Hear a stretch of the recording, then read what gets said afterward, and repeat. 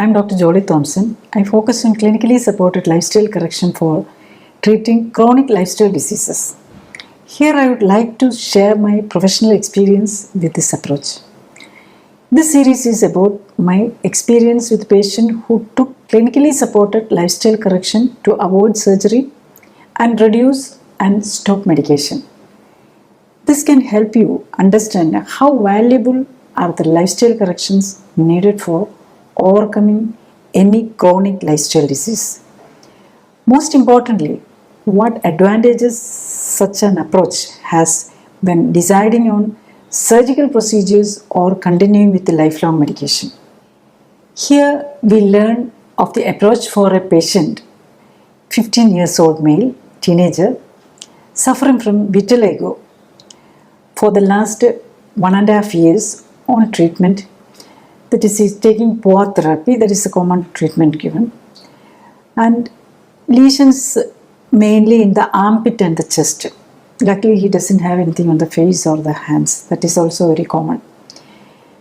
And also he is suffering from allergy, sneezing. Allergic sneezing is very discomforting for him. And also recurrent abscess on the buttocks, mainly on the buttocks. So he finds it difficult to sit, especially as a school-going child. So he finds it very difficult. And also currently his another worry is for the last 1.5 years he is on treatment, but his vitiligo, that is hypopigmentation, is not going, but only slight reduction in the fading is there, but not going. And also the whole body, his skin is getting darkened. So that is a side effect of the medication and the sun exposure. He is getting darker, but only the disease is not going, and few more patches are coming also. Here I will try to explain how the surgery could be avoided, how long it took for multiple medications to be reduced and stopped, how long it took to get relief from symptoms, and progress evaluation based on corresponding improvements in the periodic tests. Next, when we come to the details of the patient, it's a 15-year-old boy, male. His height is 172 centimeters and weight is 54.7 kg. And his fat percentage only 13.7, that is okay, ideal. So in the limit only. And he is suffering from vitiligo, that is hypopigmentation of the skin, for the last 1.5 years. And main lesions is in the armpit and the chest. It is actually more of a private areas actually. And he is on POA therapy. POA therapy means it's a name is derived from the POA. It's a psoralen. Psoralen is the medicine. One psoralen tablet or ointment is applied and get ultraviolet air rays exposure. So ultraviolet air importance is is the most strongest rays. That the peak time in the sun is actually 11 to 2 or 3 p.m. So that time is the peak time with the ultraviolet air rays. Actually, that is the damaging light also. So that is ultraviolet rays exposure is the reason for the skin cancer also. And actually, in as a part of the treatment, we are exposing this harmful rays with making it to the stronger exposure. This exposure sensitivity is increased. This ultraviolet rays and sensitivity is increased by taking the psoralen also. So typically it is not an ideal treatment because you are exposing the skin to some sort of risk to avoid this hypopigmentation and the aesthetic aspect of this problem. Actually the disease is not, it's an autoimmune disease actually. Basically the vitiligo is an autoimmune disease where your immune system is attacking your own melanocyte, which is making the pigment for the skin. But the treatment is not correcting this psoralen or POA therapy is not of benefit in correcting the disease process actually, only the symptomatic relief. So for that actually we are exposing this ultraviolet UV rays, which is really harmful, and even it is by taking medication you are making it more sensitive. Then only you will get the result. This pigmentation problem, because you are stimulating the cells to make more melanin. Melanin is actually the protector of the, it is a protective effect. So we can see that Africans are the one who's residing near the tropical area or the central part of the earth, where the maximum getting the sunlight is exposure is there, are darker skin. That is actually a protective mechanism, and this protective mechanism is attacked by the immune system itself, and for that it is logically the treatment is not actually the ideal treatment, or only that cosmetic result is there actually for that. So, and he is suffering from respiratory allergy also. And allergy and autoimmune disease goes together usually. Usually when we take any autoimmune disease like vitiligo, psoriasis,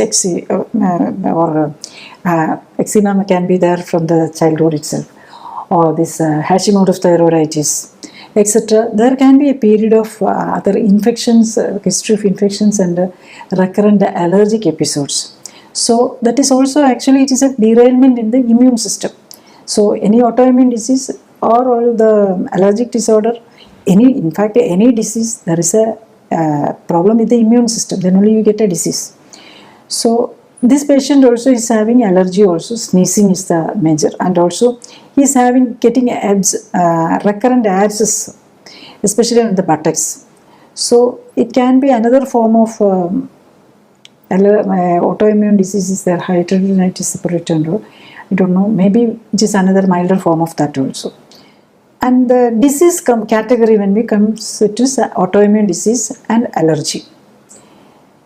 So when we look into the details of the patient, the symptoms actually, sneezing, gastric issues also there, and darkening of the skin, and hypo and general darkening, and also the persistent hypopigmentation, and small new areas are coming up also. And about the treatment, actually he is taking Troid 25 milligram, that is trioxazole, that is tablet. It is a soralin group of medicine. Soralin actually is derived from a plant derivative, but it is now, there are many other modified forms and all is there. So one of the forms. And after that he has to, this ultraviolet A rays, that is OA therapy. When we come into the blood report, his vitamin D level is low. Actually, we may wonder why after all this OA therapy, there is exposure to sun itself, why his vitamin D level is low. Actually, the vitamin D is production, it is not the UVA, it is the UVB rays is the more beneficial. So maybe because of that, I'm giving a logical explanation. I think like that because you don't get any explanation in the net or anything for that usually. So I think that it is because the UA is for the other thing, and UV rays is the beneficial for. So for the morning sun or the evening sun, that is what we advise for the generally people to get vitamin D, to produce the body produce vitamin D, and also for the psychiatric patients to get. There are so many things are made in our skin itself when you get the sun exposure. So usually we avoid this midday sun, and the morning and evening sun is best for the health actually. But for the therapy you use the midday sun actually. So, and other things, CSR was slightly high, it is not that significant, and also potassium level was high.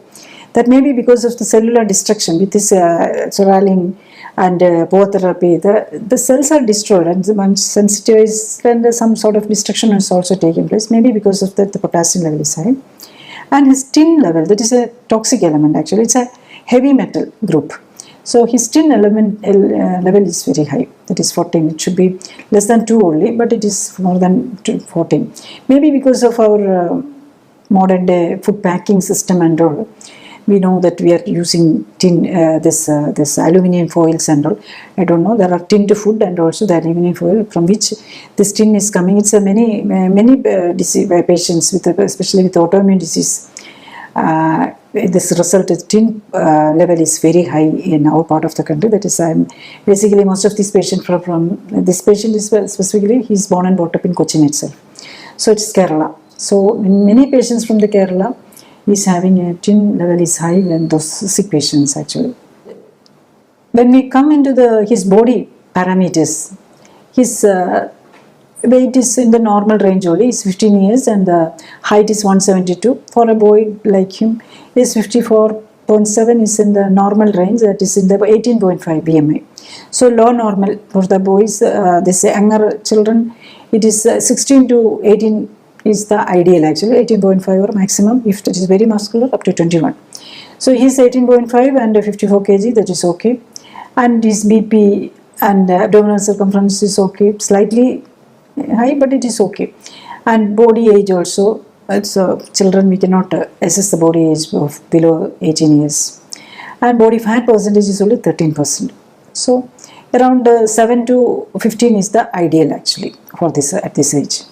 So when we come into the treatment part or the lifestyle modulation, for this person, what is the mode of treatment actually, or the lifestyle modulation? For him, he is actually allergic to many food items actually. So we had to, we check the body's reaction to food also, food and the inhalants, and that is we call it allergy test and food intolerance test and all. In that actually his immune system is reacting to many common food like capsicum, cocoa, or we are all taking, children are taking chocolates and all, the cocoa powder and all. So he's allergic to that. Almond, he's allergic. Tomatoes, curd, all the milk and milk products he's allergic. And dal chana, it is a favorite dish in Kerala and all over India. Dal chana is very favorite dish. And inhalants like house dust mite allergy, dog dander allergy, house dust, paper dust and all. Remember he's having sneezing also. And other foods like egg white, he's very highly sensitive to egg white. And milk, all sort of milk and milk product, casein. And the pea, that is another pulse group we are very commonly used here as in the form of parippu vada and all. It is common in Kerala dish. And orange, wheat preparation. And potato, yeast is used in many preparations like bread and making bread. And even in Kerala, this our favorite dish, appam, which is also yeast is added. And beans, and many things, corn, pistachio, so many other things are also he's allergic. And I'm not going into the details because it's all individualized. Okay, I just want to make clear that all these food items which is actually reacting body to be avoided in such patients actually. So then other food, he doesn't need a local because he's a child, he's playing. Only thing is keep his body, don't gain fat in the body. You can gain muscle mass but don't gain fat. That is the thing. We want to reduce the fat percentage to around 10 or below, 7 to 10 actually in the initial, and then he can build up with a good fat. That is, good fat means for most of these patients with the disease, the fat percentage, he doesn't have much increase in fat, but the whatever fat in that will be having a high omega-6. That omega-6 is inflammatory. Omega-6 is activating this immune system. It's defensive. So the immune system is so defensive and it is derailed and it is acting against our own the patient's own cells. That is the problem in this all autoimmune disease. So what we are trying is to reduce the fat content in the body and especially the omega-6 content, and try to increase the fat omega-3, that is anti-inflammatory, and to bring a balance in the omega-3, 6 balance into ideally human body. The omega-3 and omega-6 should be in the 1:1 ratio. But in our food, the omega-6 is very high because of the high intake of nuts and oil seeds and vegetable oil in our food currently. But omega-3 is very low, that is there only in leafy vegetable. No one is taking much of leafy vegetable. And also some seeds like this mustard or the fenugreek. So that all we are taking very low. Or the fish like salmon or sardine. In our part of the country, we don't get much of salmon. If it is salmon, it is imported already, maybe tinned for a long time. So tin is also already too much of tin is there. So we get the sardine very plenty here. Sardine is a good source, but it cannot compete with the high dose of this nuts and oil seeds and the vegetable oils for using for fries and we are using. That is the problem actually. And also the children, the basic problem is so much of toxins coming into body also in the form of color, preservatives, and food additives, taste makers and all. So that is also adding the problem, adding the strain of the immune system. And along with that, there may be so many nutritional deficiency. In this boy itself, he is having deficient in vitamin D. May not be. We are not looking into all the vitamins because anyway we are providing all the vitamins. So we are not going into checking all the things. Vitamin D, usually, no, most of the patient, if you are checking for the 100%, 99 will be deficient unless they are taking food dietary supplements. So that is the common now. So that is why we are checking it, and we need extra dose has to be given for that. Otherwise, all the vitamins we are ensuring in the diets itself. So we are not looking into all the aspects. Or in terms of vitamins, we are not checking all the vitamins because it adds the cost of treatment also, and when we had to recheck, and we only for the very few vitamins we like B12 or folate and all we regularly check, and vitamin D. The others, if one of it is deficient, we take it as other may be deficient and give supplements accordingly. So in this clinically supported lifestyle correction, we are ensuring all the nutrients and also making sure that this toxin entering in the body is minimized, so that giving a rest for the immune system. So he's advised to take anything which is his body is responding, or to intolerant or the allergic food he should not take. Otherwise he can take, because he's saying he can take other pulses, leafy vegetable. We promote taking more leafy vegetables and pulses, or if you are non-vegetarian, take fish or meat or whatever you are interested. If you can like the sardine, we always promote to take more sardine also.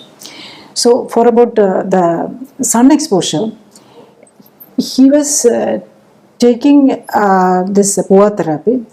We want, because he's getting darkened, so we wanted to avoid the soralin or the trioxazolin medication. So we gradually reduced, and within 8th day itself, actually he is symptomatically free.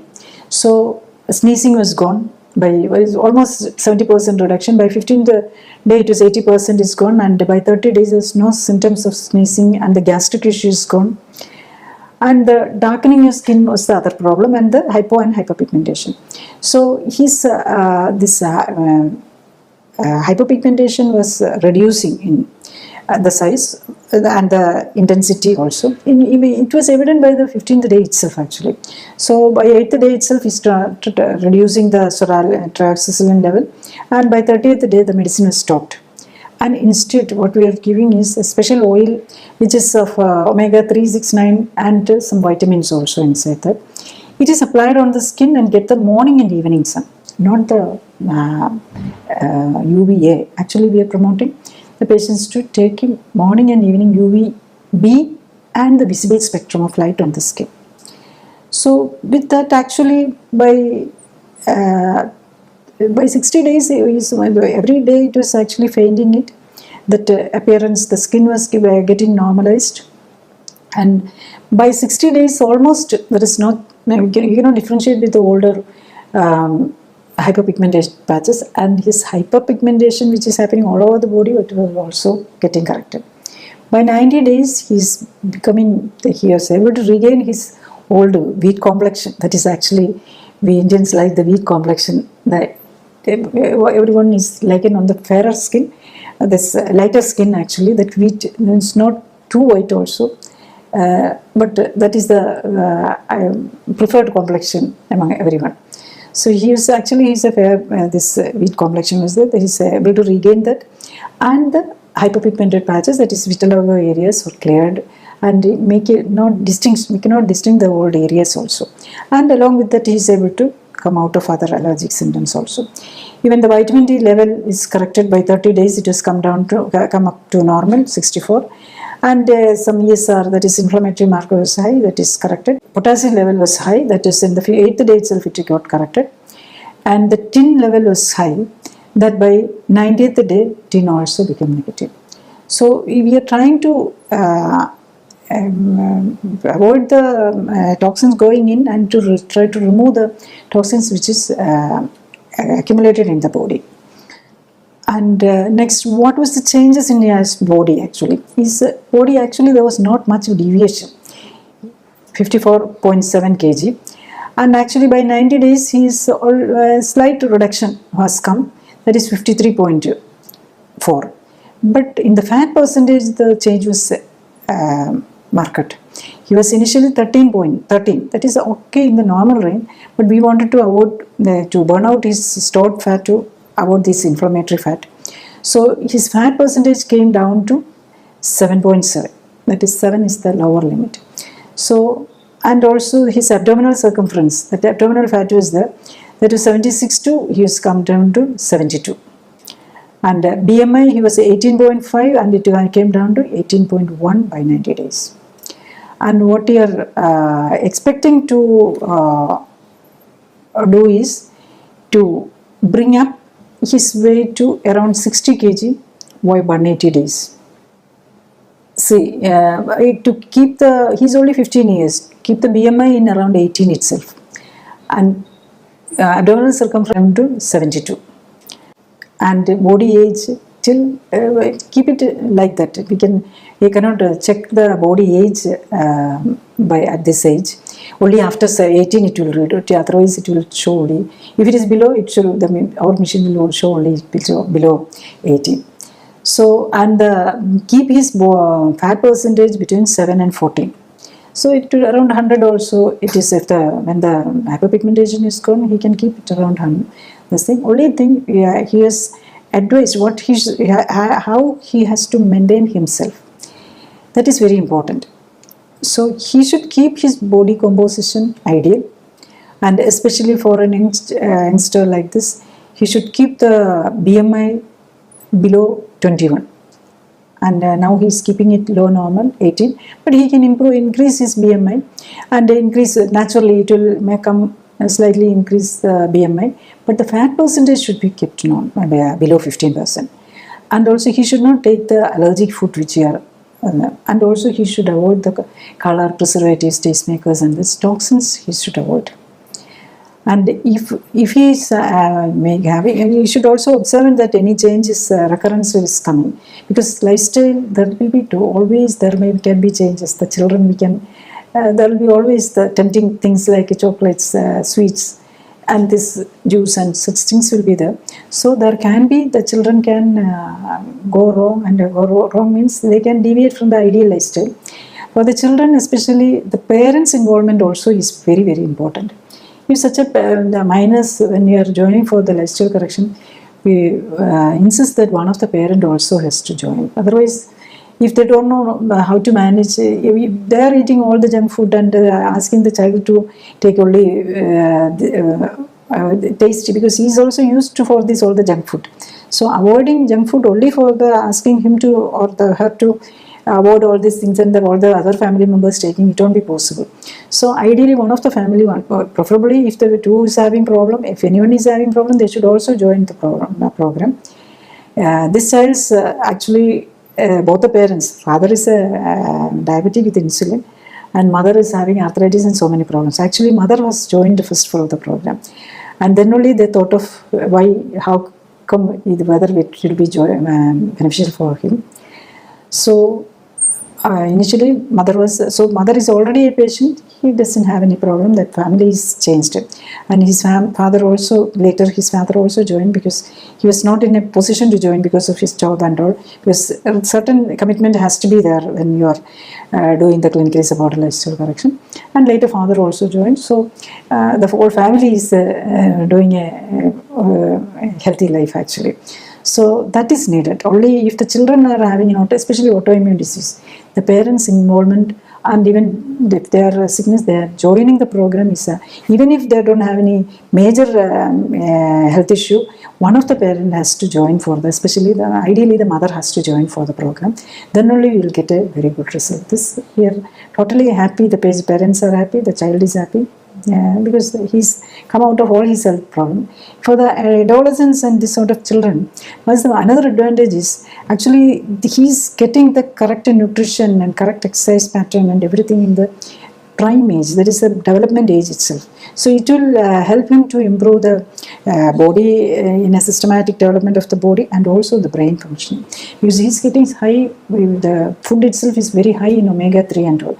Omega-3 is very important for the brain, and that is the time that is the cutting and the trimming and all the things happening in the neurons. So the academic performance and all will be, the cognitive improvement, memory improvement, academic performance also all will be, can be optimized. Actually, this is the ideal, that all the children should be, the health should be optimized at this, especially at the teenage time, after 12 years. That is the most, children also will be most receptive and they will get the maximum benefit. For clinically supported lifestyle correction, is maximum benefit will be for the children actually, because they get the benefit throughout their life. Here in clinically supervised and supported lifestyle correction, what we are trying to do is use the healing power of the body by empowering the healing aspect, the anti-inflammatory aspect of the immune system. First is by providing optimal nutrition. Second, by promoting removal of toxins by improving circulation through optimal stimulation of all cells by planned exercise. Third, minimizing toxins entering the body through food, water, air, and cosmetics. Diabetes, hypertension, heart disease, liver disease, kidney disease, obesity, stroke, allergies, autoimmune diseases, and cancer come under the umbrella of lifestyle diseases. 90% of the medications and 90% of the surgeries are for lifestyle diseases. This means that 90% of the medicines and 90% of surgeries can be avoided. In the case of any lifestyle disease, the best treatment begins with the first step of diagnosing the underlying fault in lifestyle, that is the cause of the disease. Next is corrective measures to rectify the damage and overcome both the disease and the need for continued medications and surgical interventions. It is good to understand that neither medicines nor surgery can cure a lifestyle disease. To put it differently, it is not a lack of medication or surgery that created the disease in the first place. This is why once medication is started, it becomes a partner of the disease for life. Very often, both the disease and medicines will keep on adding more numbers along with the unwanted side effects, with no hope to return to a healthy status, which not only affects the patient but also the dependents and caretakers. This is why it is very important for you to understand and correct lifestyle while also encouraging others to do so. Another important aspect is when someone is talking about healthcare and treatment approaches, you should consider the scientific background of the concerned person. I am Dr. Jolly Thomson, started medical education in Government Medical College, Kochi as 1981 batch and completed Diploma and MD in Obstetrics and Gynecology from Government Medical College, Thiruvananthapuram, Kerala, India in 1992. After additional training in reproductive medicine, surgery and painless labor, I joined government service. Later, I resigned from government service and in 1997 started practicing as consultant at Life Care Center, Devara, Kochi. I focus on lifestyle modulation with the clinical support for lifestyle diseases, minimizing need for medication and surgery. We believe the informed patient is the key to treatment success. You can find detailed content on different diseases, the treatments with emphasis to the benefits of lifestyle correction from website and YouTube playlists.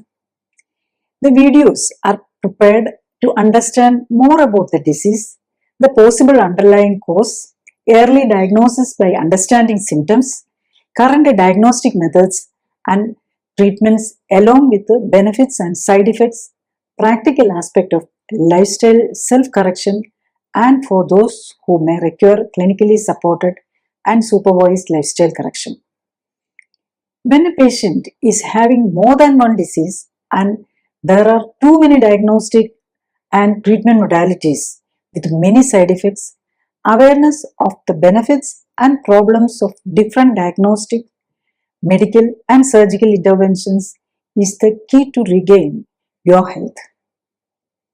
Better informed patients take better decisions and live longer, healthier, happier lives. I would like to bring to your attention how the major part of the medications we take are excreted in urine, sweat, and stool. It will reach the groundwater, rivers, drinking water, plants, animals, and food products. That means the medication we take is becoming a threat not only to us humans but to all the life forms on our planet. Therefore, it is essential to correct lifestyle, reverse lifestyle diseases, and come out of medications. To protect your children, grandchildren, and the coming generations from the ill effect of toxic pharmaceutical pollution, we should come out of the dependence on medication. The current norm of chronic patients on lifelong medication has to change. Spreading awareness on optimizing and minimizing medication is the need of the hour. Thank you.